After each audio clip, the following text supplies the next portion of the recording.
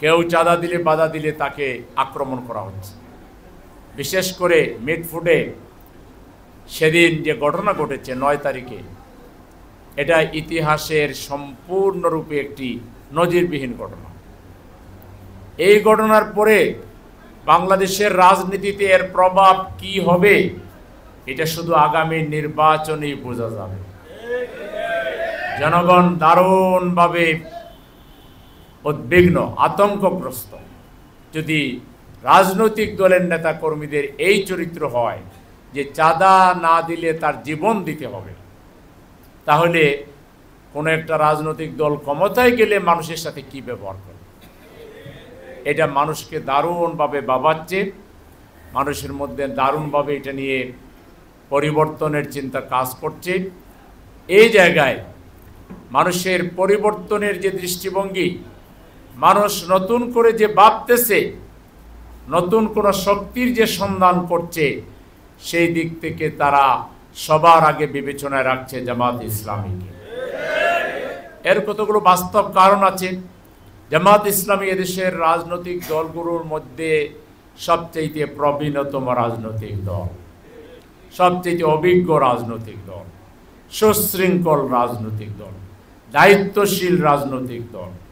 জামাত ইসলামী একমাত্র দল যে দলের কর্মীদেরকে, এই দলের সমর্থকদেরকে, নেতাদেরকে 12 মাস তাদেরকে নৈতিক শিক্ষা দেওয়া হয়, আচার ব্যবহারের শিক্ষা দেওয়া হয়, কিভাবে মানুষকে ডিল করতে হবে, কিভাবে অফিস আদালতে সততা রক্ষা করতে হবে, কিভাবে দায়িত্ব পেলে এই দায়িত্বকে আল্লাহর পক্ষ থেকে আমানত মনে করে এটাকে সঠিকভাবে দায়িত্ব পালন করতে হবে। এই ধরনের প্রশিক্ষণ রাজনৈতিক দলের মধ্যে, বাংলাদেশের মধ্যে আরও কিছু ইসলামী দলের মধ্যে আছে বা থাকতে পারে, কিন্তু প্রচলিত রাজনৈতিক দল যেগুলো আছে, যে 2-3টা চলে, একটা তো অলরেডি গন কেস হয়ে গেছে, আর এখন যেটি আছে এটার মধ্যে এই ধরনের কোনো বিষয় আসন নেই।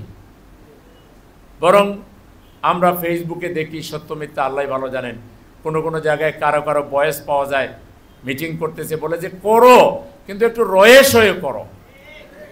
তারপরে বলে যে ঠিক আছে, তুমি যা পাইলা, তুমি যদি 10 লাখ টাকা পাও, 2 লাখ টাকা যদি তোমার সমর্থক কর্মীদের মধ্যে ভাগ করে দেও, তারাও যদি কিছু একটা ভাগ পায়, তাইলে তারাও খুশি থাকবে, কয় আল্লাহও খুশি থাকবে।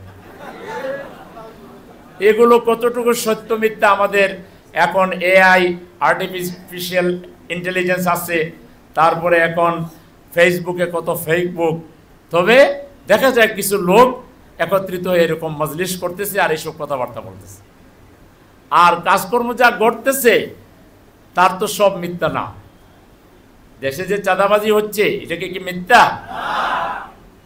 শুধু একটা দল বলছে যে তাদেরই 5000 লোক তারা বহিষ্কার করছে এইসব বিশৃঙ্খলাপূর্ণ কাজের জন্য। তাহলে 5000 লোক, কত হাজার লোক এই কাজ করলে তার মধ্যে থেকে 5000কে বহিষ্কার করা হয়েছে? সব লোক তার বহিষ্কার করা হয়নি, তার 10 গুণ 20 গুণ বেশি হইতে পারে। তো এটা দুর্ভাগ্যজনক। আমরা বাংলাদেশের রাজনীতিতে একাই রাজনীতি করি, একাই বড় দল হই, একাই ক্ষমতায় যাই, এত লোভ আমাদের নাই। আমরা চাই প্রতিদ্বন্দ্বী, সুস্থ প্রতিযোগিতা করার আরও রাজনৈতিক দল থাকা দরকার। আওয়ামী লীগ যেভাবে বেচতে গেছে, বাকি দলগুলো যদি তাই চলে যায়, তাহলে তো আমরা একা হয়ে যাব। আমরা সেটা চাই না। আমরা চাই সুস্থ ধারার প্রতিযোগিতার রাজনৈতিক দল বাংলাদেশে আরও থাকুক। এই জন্য আমরা পিআর পদ্ধতি চাই। কেন চাই? যে বাংলাদেশের প্রত্যেকটা ভোটের যাতে মূল্যায়ন হয়। আপনি 30% ভোট পাইয়া 100% মানুষের নেতৃত্ব দিয়ে দিবেন, এটা জাস্টিস হয় না। এরা বলতেছে উল্টাটা, হয় যে ভোট নাই এই জন্য আপনারা পিআর চান। আরে ভোট নাই হইলে পিআরে তো আমাদেরও ভোট ওইভাবে কমই পাবো, আমরা সিট কমই পাবো, তাই না? তুমি বেশি তো পাইবা, অসুবিধা কি? এটা কি কথা হইলো? যুক্তিপূর্ণ কোনো কথা হইলো? পৃথিবীর প্রায় 92টা দেশে পিআর সিস্টেম আছে। পিআর সিস্টেম হইলে ওই যে হুন্ডা, গুন্ডা, কেন্দ্র দখল করা, টাকা খরচ করা, নমিনেশনের জন্য একবার টাকা দিয়ে নমিনেশন নিতে হয়, তারপরে এলাকায় গুন্ডা লালন করতে হয়, হুন্ডা লালন করতে হয়, ভোট সেন্টার দখল করতে হয়, এগুলো আর দরকার হবে না। পার্টি তার ক্যান্ডিডেট ঘোষণা দিয়ে দিবে, মার্কা থাকবে, মানুষ এই ক্যান্ডিডেটদেরকে দেখে মার্কা দেখে ভোট দিয়ে দিবে। এখানে ব্যক্তির আলাদা কোনো প্রভাব বিস্তারের বিষয় থাকবে না, ঝামেলা কমে যাবে। এরা ঝামেলা কমাইতে চায় না, এরা কামাই করতে চায় ইলেকশনকে কেন্দ্র করে।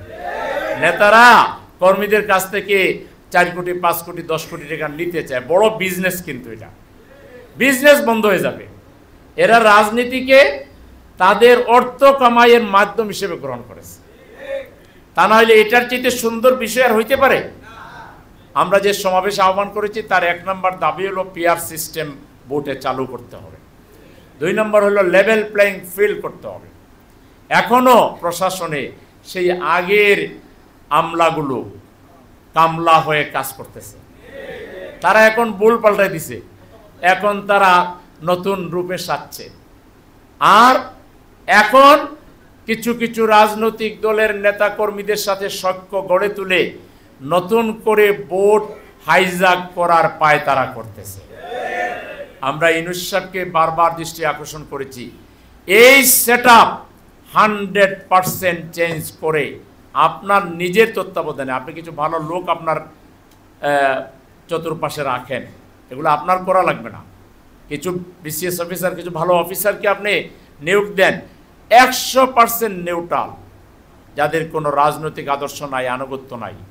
এরকম ইউনো থেকে পুলিশ থেকে সেক্রেটারি পর্যন্ত যেখানে যেখানে নির্বাচনের সাথে সম্পর্ক আছে 100% নিউট্রাল লোক যদি আপনি নিয়োগ না দেন, আর আপনার এখন যে লোকগুলো আছে যারা কামলা খাটতেছে, এরা যদি দূরতম কোনো দলের প্রতি আনুগত্য দেখায়, কোনো 2 নম্বরই করার চেষ্টা করে, 2টা কাজ এট এ টাইম ঘটবে।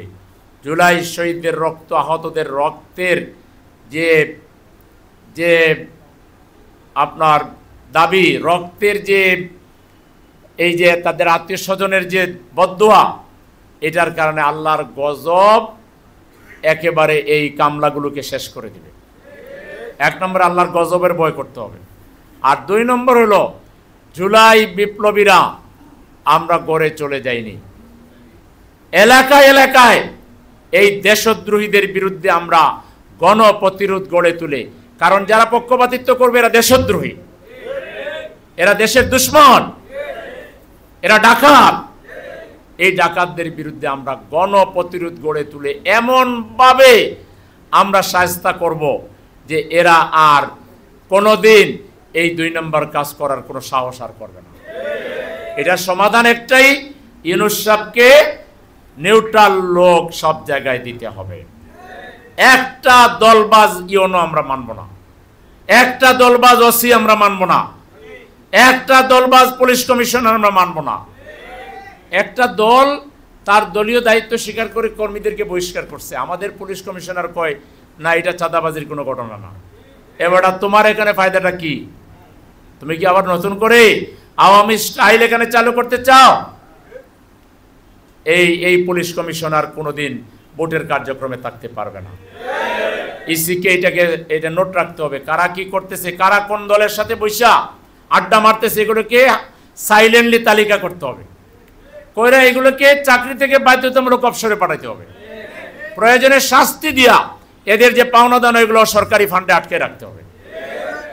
এই ছাগল মার্কা লোক দিয়া কোনো ভালো কোনো কাজ হবে না।